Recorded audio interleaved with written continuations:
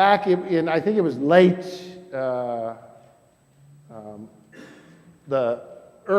summer, early fall of 1990, I was serving as the associate pastor at First Presbyterian Church in Stillwater, Oklahoma. And part of my responsibilities as the associate pastor was I was part of an ecumenical ministry which worked with the campus of Oklahoma State University, Go Pokes. I was part of that group that worked with students, and back in late summer, early fall of the 1990s, you may not remember, was when the first Iraq War broke out. What happened for a number of students, particularly students from the Middle East, was that a number of their financial accounts were frozen in preparation for the war, so that a number of students, both undergraduate and graduate students who came from the Middle East, could not have access to funds to support themselves while they were going to school. So this group, ecumenical ministry group, was called together by faculty and staff and other students to try to solve that, to try to come up with some funds to help these students from the Middle East. One of the joys of working on that with that group was I began to become friends with a number of the Muslim students, began to become their friends.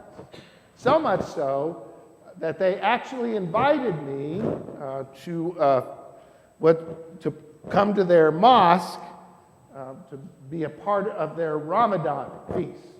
Now, I'm a kid from the suburbs of Dallas, and I had no idea I had a hard time even saying the word Ramadan. But the practice is, for those who are Muslim, is that they have a season of Ramadan, a season much like our season of Lent, of prayer and fasting. In fact, they are not supposed to eat from the time the sun comes up until the sun goes down. And they do not eat. They fast from water and food if they're physically or medically able to do so, if they're old enough to do so. They fast during the time the sun is up. Then they will often gather at the mosque and have prayers. Nightly prayers is the ending of their fasting period. And also part of that practice for Muslims was really kind of commitment to hospitality, to invite people to come once a week to their mosque for a big kind of community dinner, a kind of Presbyterian potluck, if you will. And I was lucky enough to be invited by one of the Muslim students I had befriended. And I remember going, and I remember experiencing and being surprised. We kind of had to sit in the library at the mosque while the community did their prayers, but once it was over, was invited into the mosque, and they had foods, homemade foods from all over the world, you can imagine, and everyone sitting on the floor, sitting around and sharing food and having conversation and having this very meaningful time together. And I remember thinking to myself, kind of admiring, in many ways celebrating the amazing faithfulness of these people. I wasn't sure many Presbyterians would fast every day of the week or come to church every night of the week. But I remember the amazing spirituality and faithfulness of all these people, and there were 100 or so of us gathered, sitting on the floor in the mosque, sharing the food, sharing conversation, sharing fellowship. And I remember thinking to myself at the time that, you know what? This feels like what I think the kingdom of God is. It was very deeply meaningful and spiritual, and something unexpected. So I thought about that this week when I read the news of a white man who entered a mosque in New Zealand, news we all know, filled with a kind of ideology of white supremacy and hate, and went into that mosque and shot, slaughtered men, women, and children simply because they were Muslim.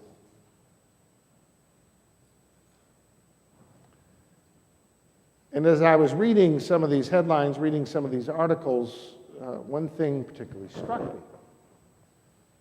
That it was reported that as the Australian was coming into the mosque, the people at the door, our greeters, were unaware he was there to slaughter so many people. They said to him, and it's reported, they said to him, "Welcome, brother."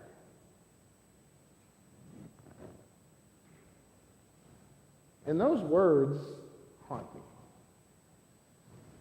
Welcome, brother. Words of hospitality, words of grace and compassion, and ironic words, it turns out. Welcome, brother.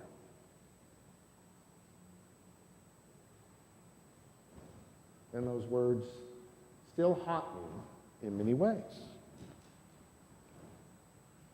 Jesus taught us to pray, "Thy kingdom come, thy will be done on earth as it is in heaven." And the first thing that strikes me about that phrase we have up here, kind of, and we'll be following along, that the very first thing that comes out of our mouth after this knocking on the door, so to speak, of calling upon God, the very first thing that we do is we ask God something, but it's not for ourselves, is it? That the very first thing we learn in the Lord's Prayer is, "Your kingdom, God, thy kingdom come, thy will be done." It's not a prayer like one of my favorite old country songs, "Lord, won't you buy me a Mercedes-Benz?"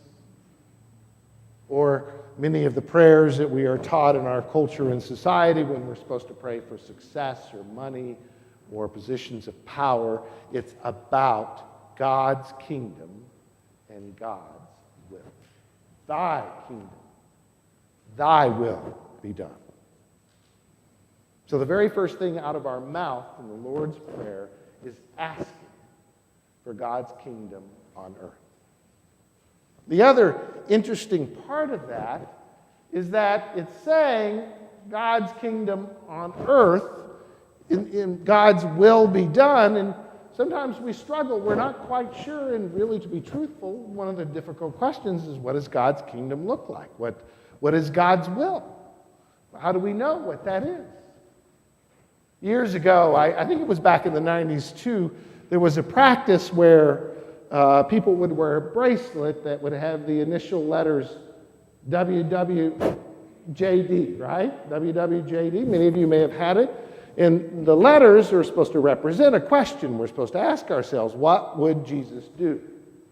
And I thought it was a really interesting question. I thought, that's an interesting idea. I do think we ought to reflect on that question when we're wrestling with trying to discern what God wants us to. What would Jesus do? But as I thought about it some more, I didn't necessarily wear it because, to be honest, I don't know that I really want to know what Jesus would do. When it comes right down to it, it'd be too darn hard. Turn the cheek. Love your enemy. Hang out with people I don't want to hang out with. And when it comes right down to it, if I wore such a bracelet, God knows I may end up where he did. So I'm not so sure we want to know what God's will is because it's so darn hard and so difficult. And what's interesting about this is, your kingdom come, thy will be done on earth as it is in heaven. Now, what's interesting about that is that it isn't simply a prayer. We often think of the Lord's Prayer, that's the Christian prayer, right? All these Christians say it. But that's not what's implied. It isn't that you're asking for God's kingdom only on the Christians, right? only on my people. It's not that I'm asking for God's will to be done, God's kingdom to be done, only on the people who think like me or act like me or believe like me.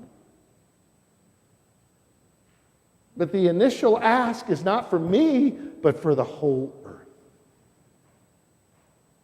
For the whole possibility of God's kingdom here.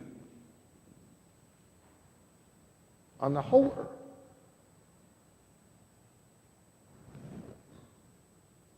It's universal, the Lord's Prayer. It's not a Christian prayer, it's a prayer Jesus taught his disciples to say, we want God's kingdom and will done here on earth. And to believe into that possibility. Now, what's interesting, and I've often thought about this and reflected about this, we, followers of Jesus, we don't spend a lot of time talking about the kingdom of God in many ways, even though the kingdom of God was the central metaphor, the central idea Jesus had about how God's will could be done, how God's will could be experienced in the world. In fact, everything Jesus preached about, everything his parables he told, every action, always he would point to the kingdom of God. Is that this central metaphor, meaning for what we're supposed to be about, the metric of who we're supposed to be is represented in that word's kingdom of God. And it's interesting because we don't really explore that much. I mean, we have a vague idea, I think in some ways, some sense we've kind of maybe picked up justice and peace and compassion and grace, some sense of that. But yet we're still struggle a little bit what that means. What does it mean to ask for the kingdom of God? Or to believe that that is what our purpose is in the world. And what's interesting is that in the passage from Revelation and in the passage from Luke, one of the interesting things of what Jesus says about the kingdom of God is it's not something that is just in the future, which is how we tend to think about it, right? Something that's coming. That in fact, it's not even something you can point to directly, some object, some social policy, some political idea. It's not something that we can say, here it is and there it is. It's much more profound than that. Where he says, God dwells and makes a home among human beings. And there's this beautiful line, one we need to hear after the killings in New Zealand of wiping every tear away, something we need to hear about death being no more, something possible in the future. But really what he's talking about, and particularly in the Gospel of Luke, he says the kingdom of God is among you. And in many ways, what he's trying to communicate here is that the kingdom of God doesn't exist out there, only out there. It doesn't exist only in here. It really exists between us, in our midst. That God lives between us. And God's kingdom becomes real when we welcome the brother and sister. When we connect to each other in relationships of equality and fairness. That the kingdom of God is made real between us when we operate out of a sense of grace and compassion for each other and for our sister and brother. Now, last month our session was wrestling with the question, a really interesting and important question, about how do we measure as a church? How do we measure whether we're being successful? And we were wrestling with that question, and you may be surprised to find that actually session members aren't just simply talking about budgets or the building or whatever, but we were actually wrestling with that question. What is a metric? What is a way we measure whether we're doing God's will, whether we're living out the kingdom of God as a church. And we struggled with that because more often than not, what is the measure we use as a church? A metric we use to decide whether we're being successful. New members, attendance, money, big building. I call them the 3 B's. You've heard me say this before. Buildings, bucks, and butts, right? And those aren't unimportant things. Things that need to be paid attention to and faithfully stewarded. Those are important things. But the truth is, whenever Jesus talked about the kingdom of God and the will of God, I don't think you could ever find any of those 3 B's.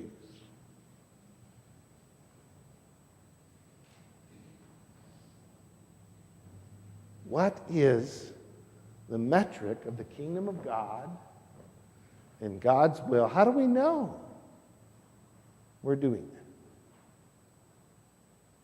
What we discussed as a session was, well, maybe we ought to count how many times I sat with someone and really listened compassionately, wholly be present to them. Or maybe my metric could be, how often might I go out and say a word of grace to someone that lifts their spirit? How often could I see myself or count the times I've done that in the coming week? Or how often I went out of my way to meet a stranger? Particularly a stranger who kind of scares me. That maybe that's the metric we as a church should be coming to terms with, celebrating in ourselves and around our community. Maybe that metric gives us a better sense of God's kingdom being real among us and between us.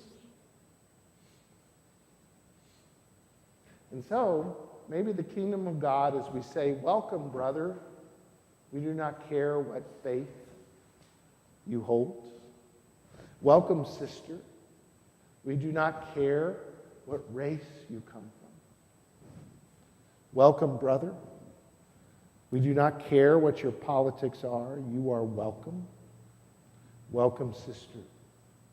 We do not care what your orientation, we just want to embrace and welcome you into this kingdom.